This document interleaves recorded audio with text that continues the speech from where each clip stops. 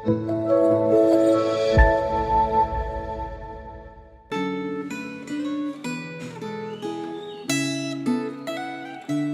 Bapak Ibu Saudara, pada hari ini tanggal 17 November kembali bersama dengan saya kita akan merenungkan firman Tuhan. Tapi sebelum itu mari kita berdoa terlebih dahulu. Bapak, kami bersyukur ada kesempatan buat kami boleh mendengarkan firman Tuhan saat ini. Kiranya Tuhan menolong kami, Roh Kudus Tuhan berikan kami hikmat. Dalam nama Tuhan Yesus kami berdoa. Amin.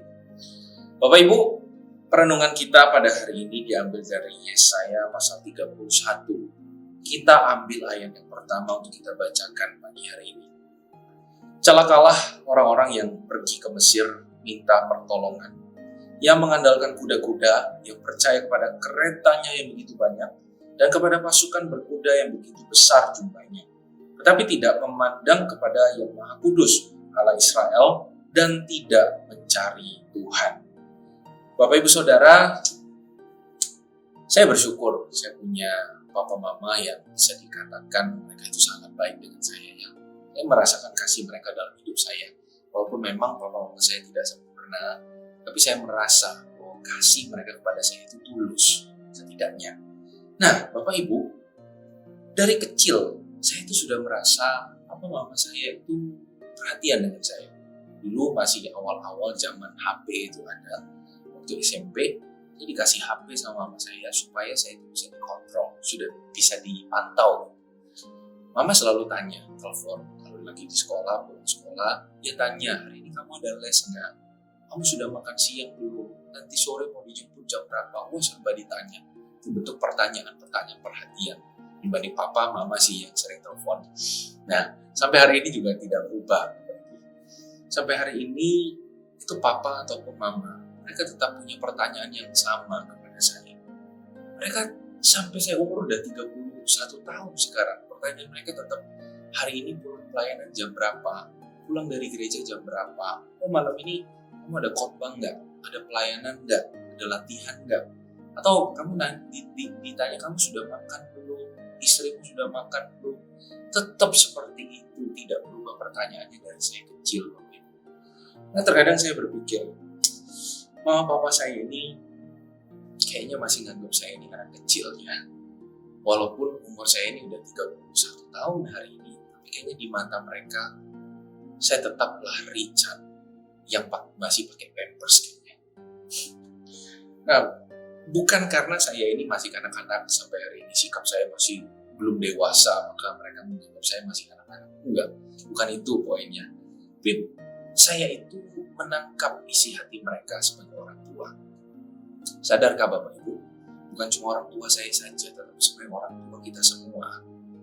Mereka itu masih ingin menjadi bagian di dalam hidup anak-anaknya, walaupun anak-anaknya sudah punya hidup sendiri, udah punya kesibukan sendiri, udah punya tanggung jawab pribadi sendiri, tapi mereka itu masih pengen kecimplung di dalam kehidupan anak-anaknya.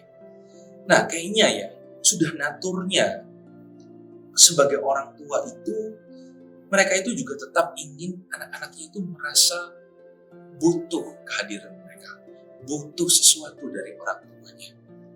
Nah, jadi papa mama itu sampai hari ini sebenarnya dari kita itu masih kecil sampai kita sudah dewasa, mungkin sudah lepas dari tanggungan orang tua, sudah mandiri, sudah punya kehidupan sendiri, keluarga sendiri, bahkan kita sudah bisa cari uang sendiri, pekerjaan sendiri, tapi tetap sampai kapanpun Bapak Ibu, selama mereka hidup, mereka tetap melihat kita sebagai seorang anak kecil yang butuh pertolongan mereka. Ya. Nah, kalau dari pembacaan Alkitab yang kita baca tadi, ini kan sebenarnya membicarakan tentang si Israel, itu orang-orang Israel.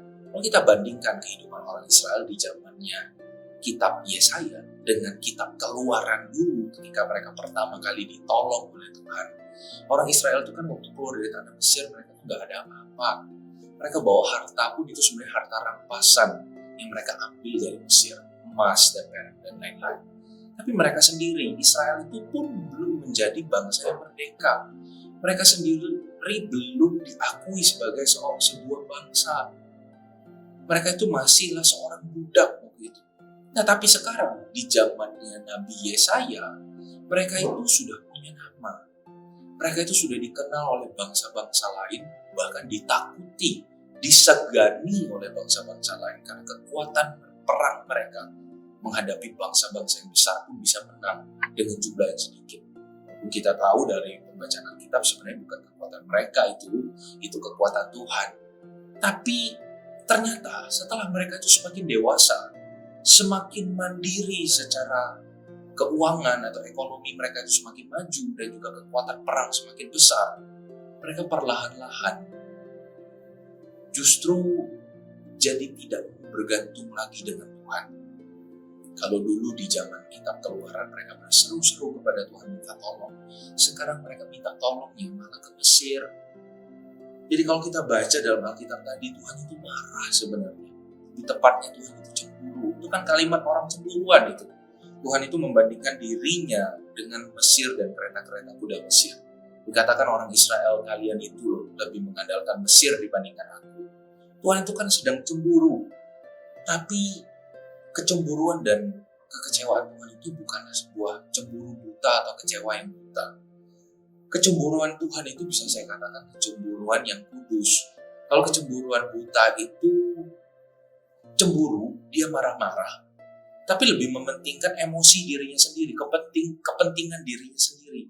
Nah, tapi kalau Tuhan beda. Cemburu kudus Tuhan itu marah karena memikirkan kepentingan orang Israelnya. Karena Tuhan tahu kalau misalnya mereka mengandalkan orang Mesir, yang ada mereka bukan menang perang, yang ada mungkin mereka akan mati dalam perang. Ya, Tuhan itu cemburunya itu justru baik, berniat baik bersama dengan orang Israel. Bahkan kita tahu orang Israel ini kan anak Tuhan, dianggap Tuhan itu sebagai anak kandungnya sendiri. Apa nggak kecewa Tuhan sebagai orang tua, dia melihat bangsanya atau anak kandungnya sendiri itu lebih ngandelin temannya, lebih ngandelin sekutunya, lebih bahkan ngandelin orang tua dari temannya, yaitu apa? Berhala. Allah-Allah bangsa lain sempat juga diandelin sama mereka. Apa nggak Tuhan kecewa kayak gini? Nah, kalau tadi dalam pembahasan kita di awal tentang orang tua kandung kita, ya, atau orang tua yang membesarkan kita dan yang mengasuh kita, dalam hubungan kita bersama dengan orang tua, bertambah dewasa umur kita, sebenarnya punya rasa ingin mandiri, tidak mau bergantung dengan orang tua, itu adalah sesuatu yang baik, sangat baik. Ya, itu alami juga. Nah, manusia berpisah dengan orang tuanya dan menjadi satu dengan keluarganya, itu juga firman Tuhan kan sebetulnya. Tapi kan bukan berarti berpisah di sini kan kita berpisah 100% dengan orang tua kita, tidak. Mungkin hanya berpisah atau berkurang waktu dengan mereka itu 50% karena sudah punya keluarga sendiri atau kesibukan sendiri, sudah punya tanggung jawab sendiri. Nah, tapi berbeda dengan hubungan kita dengan Tuhan, Bapak Ibu. Dalam hubungan kita dengan Tuhan seharusnya semakin dewasa iman kita, semakin dewasa umur iman kita, harusnya kita itu lebih bergantung dengan Tuhan. Harusnya kita itu semakin menyadari bahwa kita ini kecil dan tidak berdaya. Kita semakin merasa bahwa kita ini butuh Tuhan. Kalau kita di hadapan orang tua, kita itu perlu menjadi mandiri. Ada waktunya, ada mental tidak mau merepotkan orang tua lagi, itu baik. Tetapi di hadapan Tuhan, kita tidak boleh jadi mandiri, tanda kutipnya. Tuhan tuh gak mau kita mandiri dalam arti tertentu. Tuhan itu tidak tahu kalau kita itu terus merepotkan dia, dalam arti terus mengandalkan Tuhan. Justru Tuhan tuh seneng kalau kita itu terus mengandalkan dan meminta pertolongan dia. Jelas ini bukan berarti kita memanfaatkan Tuhan ya, tapi ini tentang relasi sebenarnya antara kita dengan orang tua surgawi kita. Kita tidak meninggalkan dia dan kita berkata, aku sudah mandiri, aku akan lebih mengandalkan uangku dibandingkan Tuhan, aku lebih mengandalkan koneksiku dibandingkan Tuhan. Tuhan gak suka itu ternyata. Walaupun kita sudah punya koneksi yang banyak, uang yang banyak, keluarga yang support kita, tetap di hati kita yang paling dalam, kita percayakan itu semua kepada Tuhan. Amin Bapak Ibu. Mari kita sama-sama berdoa. Kami bersyukur Tuhan untuk firman Tuhan yang kembali mengingatkan kami. Kami mau jadi anak Tuhan yang terus mengandalkan Tuhan, dan kami bersyukur punya orang tua surgawi yang terus mau tanda kutip direpotkan oleh kekanak-kanakan kami ini. Setiap kebutuhan dan juga keinginan hati kami sampaikan kepada Tuhan dan tidak kepada Tuhan yang lain. Biarlah kami tidak lebih mengandalkan koneksi ataupun uang ataupun apa yang kami miliki, tetapi terlebih dari semua itu, kami mendasari semua pertolongan atau harapan kami itu kepada Allah saja. Thank you Tuhan. Dalam nama Tuhan Yesus kami berdoa. Amin.